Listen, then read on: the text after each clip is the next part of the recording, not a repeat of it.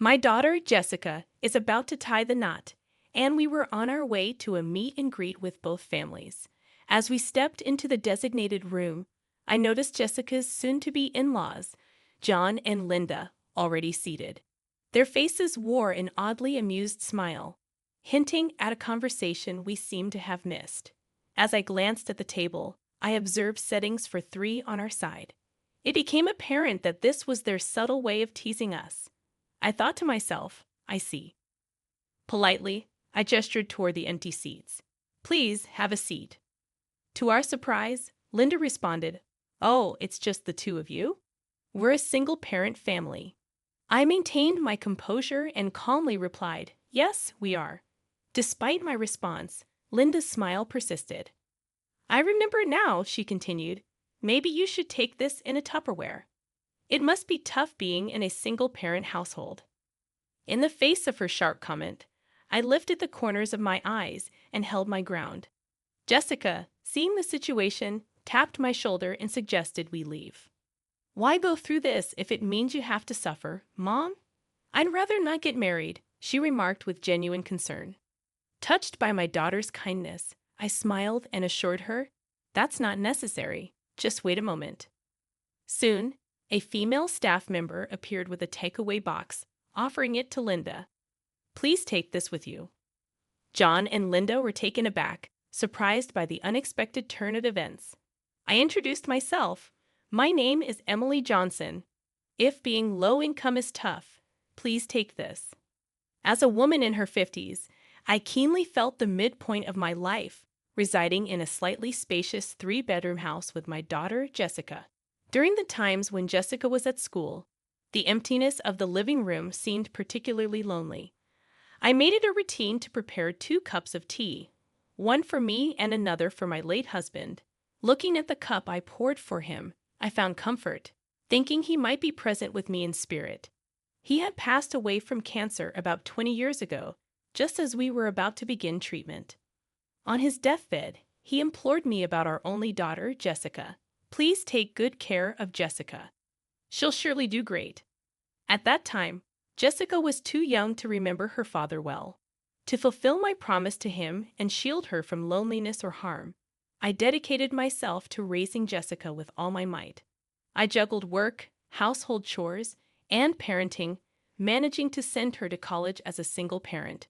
Perhaps biased, I believe Jessica has grown into a beautiful, kind, and hardworking woman, excelling in her studies, my pride and joy. After graduating, she secured a job at a corporation and began living independently. Mom, I can't always rely on you. I'll start repaying you bit by bit. Don't worry about me. Just do your best. Eat properly. Don't stay up late. And remember, I'm not a kid anymore. I'll be fine. What are you saying? You'll always be my precious child. I responded to Jessica on the eve of her move. We talked late into the night about the past, the future, and her father. Memories flowed endlessly, even after she started living alone. My smartphone frequently lit up with her messages, from struggles with unpacking and cooking to her experiences at work and stories about her colleagues. Each message made me feel as if she was right there with me. Jessica must have been feeling lonely in her first time living alone, but after about half a year, her messages gradually became less frequent, changing from every 3 days to once a week. She's really doing her best, I thought. There's a saying that the absence of reliance is a good reliance. The lack of messages probably means that Jessica's days are fulfilling. Even the tea I made for my husband seemed to nod in agreement. About a year and a half after Jessica started her job, on a warm late autumn day, I received a call from her. As I answered, wondering what was up, she sounded excited, saying, It's been a while, Mom. Listen, I want you to meet someone this Sunday. Are you free? Oh, it's been a while indeed. I'm free this Sunday, I replied. Great, I'll come home around noon, okay? Sure, that's fine. Be careful on your way. It's been a long time since I've seen you. After saying that, Jessica hung up, leaving me in silence. I wondered when was the last time I had a phone conversation with her. Her unusually happy tone also caught my attention. When Sunday came, I was indeed surprised, just like Jessica said. At the door, Jessica appeared with a young man named Ethan Parker, dressed in a manner that wasn't casual, but in a neat casual suit. Looking a bit tense, Ethan Parker introduced himself. "Nice to meet you. I'm Ethan Parker, dating Jessica." He was tall and slender, with a face as handsome as a model's, giving the impression of a polite and good young man. "Oh, Jessica has been in your care. Please come in." I offered him guest slippers and invited them to the living room.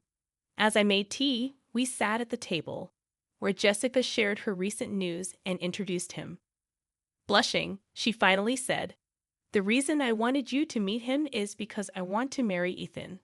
Though I had a hunch, it still struck a chord to hear that Jessica had found someone. I maintained my composure and looked at Ethan, who now seemed more serious than before. "Yes, I proposed to Jessica recently, and we wanted to meet with you, her mother," he explained. After a brief silence, I said, "I see. I didn't know Jessica had such a wonderful person in her life, Ethan." "Jessica grew up without a father. I raised her all by myself," I added. "Yes, Jessica told me she was raised by a single mother," Ethan responded.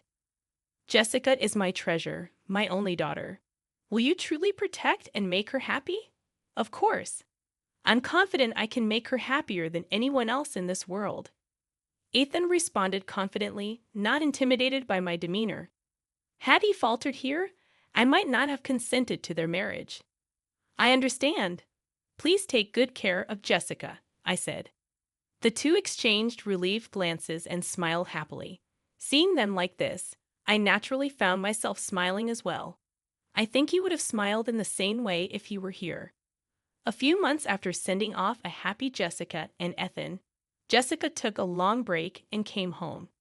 She happily talked about her work and Ethan, but occasionally, she would have a troubled expression, which worried me.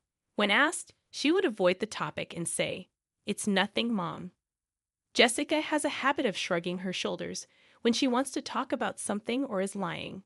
She shrugged this time too, so I was sure something was bothering her. "Hey Jessica, how about we visit that new cafe that just opened? This one here." I pointed to the cafe on my smartphone screen. Her eyes lit up. "Oh, I've been wanting to go there. They're known for their original coffee, and it's popular at work too." The next day, Jessica and I walked to the cafe in the cool air of deep winter. The brown fallen leaves crunched under our feet as we ordered coffee to go and walked for a while. Jessica broke the silence. "Mom, thanks for accepting Ethan and me." He seemed sincere. "Take good care of each other." When we reached a large park, Jessica started to open up. "Actually, I went to greet Ethan's parents." Her story went back a month. She had gone with Ethan to greet his parents, John and Linda, but they seemed skeptical of her from the start. "Hello, I'm Jessica Johnson. I'm dating Ethan." "Ethan, are you sure about this girl?" Linda interrupted Jessica's greeting. "What do you mean? Just look at her. She looks poor, her clothes, her makeup. She's not a match for Ethan." Instead of congratulations, they openly criticized Jessica. "Mom, that's rude. How can you say that about my girlfriend? You think so too, right?" Linda even sought agreement from John, who simply nodded in affirmation. "Is your family very poor? Do your parents work?" "My mother works, and my father passed away when I was young." "A single mother," Jessica responded. "I thought as much." John seemed oddly satisfied and scoffed. "Dad, it must be for the money. Ethan, our family is of a distinguished lineage. You shouldn't be with this kind of woman." "How can you say that?" "Jessica is different. I know her better than anyone. You're just naive. There are plenty of people who would marry for our wealth." Shockingly, John even suggested introducing Ethan to a daughter of an acquaintance. Linda agreed and seemed pleased with the idea, saying, "That's a good idea. After all, this girl's father works for a major listed company. She's not a match for a single-parent family. You think so too, right, Ethan?" Seeing his mother happily agree, Ethan raised his voice. "Enough, both of you." That day, the conversation went nowhere, and Ethan had to lead Jessica away from his parents' house. Later, Ethan told Jessica that both John and Linda had a strong sense of elitism. Jessica, I'm really sorry my parents said such awful things and hurt you. He apologized repeatedly and promised to always protect her. Listening to this on a park bench, I was struggling to contain my anger. So, what did his parents say about the marriage? I asked Jessica. We went again last week, and despite their sarcasm, Ethan convinced them to accept us, she replied. Are you okay with that? Jessica bit her lip and shrugged. Yeah, I'm okay. We won't be living together, and I can handle it, all right? It was clear that the relationship between the Parkers and Jessica was strained. Even with Ethan's promise to protect her, there would be limits. Knowing the difficulties ahead, I wished I could advise her to reconsider the marriage. However, having already given my consent, that was no longer an option. Even in just this short period since the greeting, Jessica looked so downcast. The thought of her having to wear that sad expression for the foreseeable future was unbearable. About the meeting between both families, I said, I think maybe I shouldn't attend. Why? Because I don't want to make you feel uncomfortable. I'd rather not have the meeting if it's going to upset you. Until then, Jessica had been acting bravely, but now her eyes seemed to well up. Though she didn't cry, she was evidently trying to spare me from the same unpleasant feelings. Her kindness pained me, but I smiled. Don't worry about me. Let's have the meeting properly so your marriage is recognized by everyone under the cold sky. Jessica and I sipped our cold coffee on our way back home. When Jessica told Ethan about wanting to go ahead with the meeting, he seemed very surprised and worried about her. You don't have to push yourself, he said. I'm fine, and Mom doesn't mind either. If that's what you want, I'll talk to my parents about it. On the day of the meeting, Jessica and I went to the venue in silence. But I decided to face the situation with my head held high and my chest puffed out. We took a taxi to the designated famous hotel, taking deep breaths at the entrance. However, Jessica was still anxious. When the hotel was chosen, Linda had made a snide remark, adding to Jessica's unease. The famous hotel, featured in commercials, was unfamiliar to Jessica's family. Such unnecessary comments should have been brushed off, but Jessica took them to heart and completely shrank into herself. I gently embraced Jessica's shoulder, signaling with my eyes that it's going to be okay, and we started walking together. At the entrance, Ethan, who seemed to have arrived earlier, was waiting for the elevator. Thank you for adjusting your schedules to meet today, Ethan said, looking much more nervous than the last time we met, sweating even in the cold of winter.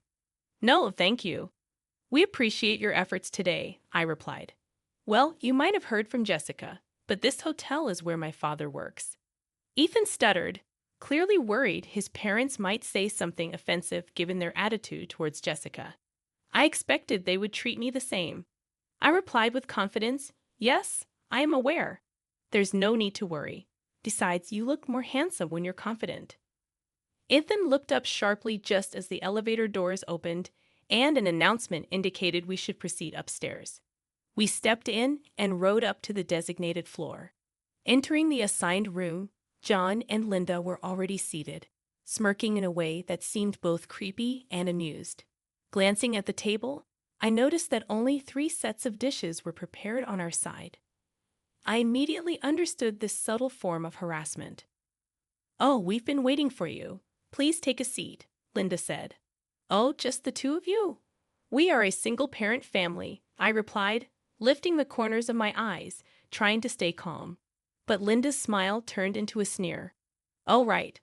Why don't you take this home in a container? You must be poor. Single mothers must have such low incomes. Always hungry, right? That's right. The income of single-parent families is well known to be low. Linda covered her mouth with her hand, barely holding back her laughter. Despite the shocking comments, I remained unmoved. Seeing this, Ethan couldn't help but cry out, Dad, Mom, stop it right now. This is too disrespectful. At that moment, Jessica tapped my shoulder. This is terrible, Mom. Let's go. Why, if it means my mom, who sacrificed everything for me, has to suffer like this, I don't want to get married. Hearing this, Ethan turned around in shock. Jessica. I looked at them and said firmly, "That's not necessary. Just wait a moment."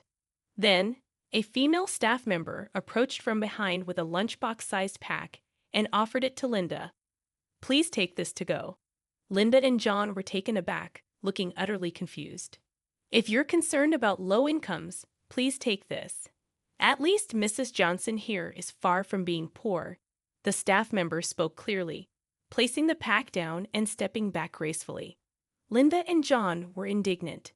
"How dare you do this? That's right, you're fired. Fired, right, dear? Both of you, please calm down. She's an old friend of mine. The rude ones here are you too." The woman turned to me, smiled briefly, and said, "The division head is always so busy, division head." Linda and John's reactions were comically exaggerated, almost tumbling off their chairs. John was sweating profusely, not just on his forehead, but all over his face. I hadn't intended to hide it, but I am the daughter of the president of the group company that owns this famous hotel. I have worked for this company for many years, continuing even after marriage when I was pregnant with Jessica. I took maternity leave like any other employee and raised her while working in place of my husband. By the time Jessica entered college, my efforts were recognized, and I was promoted to division head thanks to recommendations from colleagues. But this couple was unaware of it. Are both of you listening? I'd addressed the two lying on the floor with a firm voice. "Today we came here to discuss the marriage between my dear daughter and your son, Ethan. It seems you have spoken very poorly of my daughter." I glared at them, causing John and Linda to shudder. I replaced my husband, who passed away from illness when my daughter was young, working hard to provide her with both love and education. Ethan swallowed nervously. I trust my daughter and the person she has chosen, even if they come from a family that judges others by income and behaves rudely. I see Ethan as a respectful and fine young man, an important addition to our family. I paused for a breath before continuing. I believe you too care for your child. So I asked again, do you accept the marriage of my daughter and Ethan? The room fell silent. John and Linda were trembling, and Ethan seemed to hold his breath. Jessica had never seen this side of me before, and she was speechless behind me. Well, Linda looked resentfully at John. He pale-faced, adjusted his posture, and hurriedly said, "Of course, division head. We look forward to a close relationship in the future." "I am here today not as a division head but as Jessica's mother," I firmly stated, looking at John. "And if we talk about work, aren't you soon to leave this place?" "What do you mean?" John asked. I had already investigated John's reputation within the company when Jessica told me Ethan's father was John Parker. The name rang a bell. His disdainful attitude towards Jessica and being a hotel employee was a dead giveaway. He had a bad reputation in the hotel, and I had often heard about John's high-handed behavior towards his subordinates. Additionally, he was reported to be absent from work under the pretext of meetings, and a personnel hearing was imminent. "That's why you should really reflect on your own actions," I told the speechless John. Linda suddenly stood up, her face red with rage, and lunged at me with a wild scream. But when I easily dodged, she fell over with a groan like a squashed frog. To Linda, who was sprawled on the floor, I delivered a final warning. "Also know this. If you ever interfere with Jessica and Ethan's happiness, I won't stay silent." After pinning down the helpless couple, I urged Jessica and Ethan to leave with me. Of course, I left their handling to my childhood friend. Half a year passed, and it was now summer. The sticky humidity was tough to bear, especially in my 50s. The weather forecast promised another day of intense heat, making an umbrella essential. Outdoors, as I walked to the supermarket, I thought about what happened afterward. After the meeting, Ethan had apologized to Jessica and me several times. "I'm really sorry for my parents' disrespectful behavior." He was so apologetic. He even bowed to the floor, prompting me to quickly lift him up. "You don't need to go that far. Your sincerity is apparent. It's just so embarrassing. I don't want anything to do with such parents anymore." But they are the ones who raised you, aren't they? I asked. No, my aunt and uncle raised me. My parents left me with them until I went to college. I had always wondered why Ethan's character was so different from his parents' arrogance. It turns out his aunt and uncle, who raised him, were decent people. Recently, Ethan formally cut ties with his parents after they came begging for money. After the meeting, Linda called Ethan in a panic. Ethan, your dad lost his job. They said it was due to job negligence. Ethan responded indifferently. That's tough. Don't talk like it's someone else's problem. We're out of money. You need to send us some. Mom, I know about it. Uncle told me you have a spending habit, right? Ethan continued. What are you talking about? If you could just get rid of that habit, wouldn't our lives be more comfortable? Please stop relying on me. That guy always says unnecessary things. After that, there were several more phone calls. Linda had exhausted her savings because of her spending habit, and even John's retirement fund was running low. Struggling financially, Linda and John were not only asking for money, but also insisted on speaking to the division manager. They kept calling all the time, morning, noon, and night. So eventually, Ethan's patience ran out. Both of you, just stop it. I don't want to cause trouble for my wife or mother-in-law. Saying that, he abruptly ended the call and blocked their numbers. Not only that, Ethan changed his cell phone number and moved to a new apartment with Jessica, changing their address. Of course, he didn't tell his parents, so John and Linda had no way of knowing what happened to Ethan and Jessica. Afterwards, this removed any disturbances in the couple's happy married life. From what Jessica told me, since then, they have been living peaceful days together. As for me, I've managed to build a good relationship with the newlyweds, having meals together 2 or 3 times a month. Also, this incident made me realize a big misunderstanding. I had been working hard to ensure Jessica didn't face hardships, raising her on my own. But in doing so, I had completely stopped going on trips, which was my hobby. Jessica thought she was the reason I gave up my hobby. My efforts to spare Jessica any worry or hardship ended up making her worried about me. Don't worry about me. From now on, I wanted you to spend time and money for yourself, Mom. Until Jessica said that, I was enjoying living alone at home. But since then, I started going on trips on weekends. I, who love domestic travel, started visiting places I wanted to see and places with fond memories. Strangely enough, as I worked hard in my daily job, I began to feel it's okay to spend time and money on myself. Moreover, exploring recent lodging facilities has even benefited my work. Projects have been progressing more smoothly, killing 2 birds with 1 stone. Thinking of this as thanks to Jessica, I finished paying at the store and left. Today's shopping was also for ingredients to cook dinner together with the 3 of us. Looking up, I saw Jessica coming from the opposite side. Mom, are you okay? Don't overdo it. Let me carry that for you. Jessica hurried over and easily lifted the shopping bag in my right hand. Oh, thank you. Shall we go then? Yeah, Ethan's going to come right after he finishes work. He's been looking forward to your summer vegetable curry, Jessica said, smiling sweetly. I'll have to make plenty then. Recently, there was happy news. Jessica is pregnant. This made not only me and Ethan happy, but Jessica as well. I'm secretly planning to send clothes and toys for the grandchild, keeping it a surprise for the 2, though I wonder if it's too early. I know the child will be here before we know it. I'm already eagerly awaiting the day I can meet this new life.